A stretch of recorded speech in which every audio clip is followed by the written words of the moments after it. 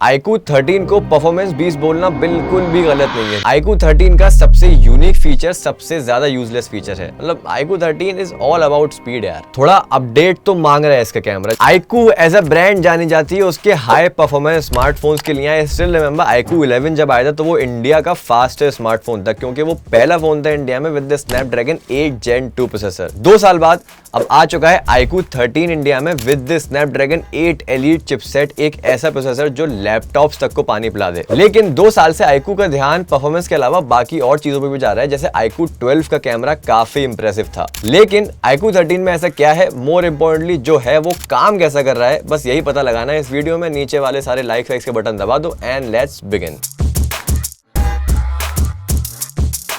चलो परफॉर्मेंस से शुरू कर देते हैं इसके। iQOO 13 को परफॉर्मेंस 20 बोलना बिल्कुल भी गलत नहीं है। रीजन है मेरे खुद के कुछ ऑब्जर्वेशंस जो मैंने इसमें कुछ टेस्ट चला के ऑब्जर्व किए। पावर कितनी है इस फोन में ये पता लगाने के लिए मैंने इसमें Antutu चलाया, जहां पे इसने स्कोर किया 2.7 मिलियन के आसपास, which is quite similar to what Realme GT 7 Pro achieved with the Snapdragon 8 Elite as well. अब iQOO तो प्रॉमिस कर रहा था 3 मिलियन के आसपास, लेकिन हमारी टेस्टिंग के अकॉर्डिंग 2.7 मिलियन पे रह गया, but 2.7 million is also a milestone. इसके बाद दूसरा टेस्ट है Geekbench। सिंगल कोर्स का मतलब होता है नॉर्मल डेली टास्क जो आप अपने फोन पे करते हो, इंस्टाग्राम चला लिया, कॉल वॉल कर ली, वो सब। और मल्टी कोर्स का मतलब है हैवी टास्क जैसे एडिटिंग वगैरह, गेमिंग वेमिंग, वो सब। तो यहाँ भी आप देख सकते हैं iQOO 13 ने बहुत छोटे मार्जिन से Realme GT 7 Pro को पीछे छोड़ दिया है। Now here comes the main test, CPU throttling. ये टेस्ट चलाने के बाद मुझे इस फोन के बारे में एक बहुत इंटरेस्टिंग चीज पता चली। आप इस फोन पे लोड डालोगे तो ये अपनी पीक परफॉर्मेंस पे नहीं पहुंच पाएगा, लेकिन आप इस फोन पे अगर अंधा लोड डालोगे, जैसे 30-40 एप्स खोल दिए एक साथ, तब it will show its true power. Although test करते टाइम ये हीट बहुत ज्यादा हो गया था, बट ठीक है यार, अब अगर हीट नहीं होता है तब है दिक्कत की बात। और कूल डाउन होने में भी ये कुछ 20 से 25 मिनट लेता है। काफी ज्यादा लोड भी था फोन पे, तो आई थिंक इट्स फाइन। लेकिन एक फैक्टर और है, जितना सब कुछ मैंने ये टेस्ट किया आपको बताया, उतनी हद तक आप शायद ही पहुंचोगे। आप ज्यादा से ज्यादा क्या करोगे, हाई ग्राफिक सेटिंग्स पे गेमिंग करोगे। तो चलो एक BGMI का मैच लगाया जाए।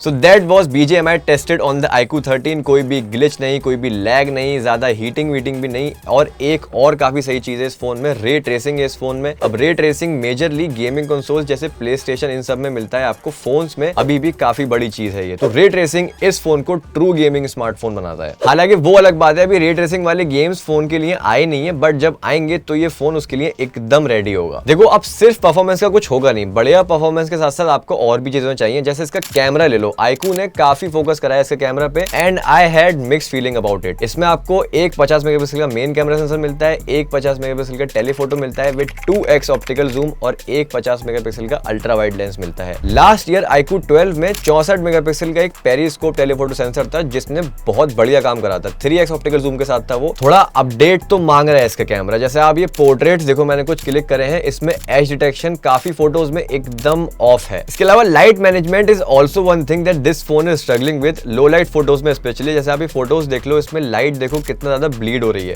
इसके अलावा स्काई भी काफी हेजी सा आया है। अब अगर मैं डे लाइट में जाऊं तो फॉर एग्जांपल ये पिक्चर देख लेते हैं। इसमें आप मेरे सर के पीछे एक प्रॉपर हेलो बनते हुआ देख रहे होगे। जो तीसरा सेंसर है इसका 50 मेगापिक्सल का वाइड एंगल लेंस, वो भी बहुत ज्यादा ग्रेट नहीं है, और लो लाइट्स में तो उसका एकदम काम हो जाता है। जैसे ये पिक्चर सैंपल्स देख लो आप, इसमें लाइट कुछ भाग रही है, डिटेल्स भी नहीं है, मतलब मजा नहीं आया इसमें। कैमरा के स्टार्टिंग मैंने आपसे बोला था कि इसमें पेरिस्कोप नहीं है, सिर्फ टेलीफोटो है, but it's not a bad thing at all. Telephoto इसका जो है ना वो गजब का है भाई। डे लाइट हो या लो लाइट, बहुत शानदार पिक्चर्स लेता है। और एक प्रो टिप भी ले लो मुझसे, अगर ले रहे हो तो 100 mm पे पोर्ट्रेट मोड यूज करो, एकदम सिनेमैटिक पिक्चर्स आएंगी। Shutter speed is also very nice in this phone. आप जैसे देख सकते हो ये मूविंग ऑब्जेक्ट काफी तेज थी ये कार, बट क्या बढ़िया कैप्चर करी है ये, एकदम मस्त सिटी लाइट टाइप्स फोटोग्राफी भी आप इससे कर सकते हो। और तो और पोर्ट्रेट्स में भले ही एज डिटेक्शन ऑफ हो, but if you have the right frame and some patience, आप कुछ ऐसी फोटोज भी ले सकते हो इस फोन से। अब चलो डिजाइन की बात कर लेते हैं। एक दिन मैं नींद में उठ के सीधा ये फोन यूज कर रहा था, और कुछ सेकंड्स तक मुझे ये लग रहा था कि मैं iQOO 12 यूज कर रहा हूँ। अब iQOO 12 मैंने यूज कराया, और मैं इतना बोल सकता हूँ कि इस फोन की हैंड फील iQOO 12 से काफी ज्यादा सिमिलर है। इस साल भी आपको फ्लैट डिस्प्ले मिल रही है, पीछे ग्लास बैक मिलता है, 2 कलर्स में आता है, Nardo grey and legend. Legend वही वाला है जिसमें BMW स्ट्राइप्स हैं, और उसकी मुझे हैंड फील ज्यादा बढ़िया लगी, क्योंकि उसमें पीछे ना मैट फिनिश है। आफ्टर ऑल आप क्या पकड़ रहे हो, ये मैटर तो करता है। बहुत तेज हो रहा है।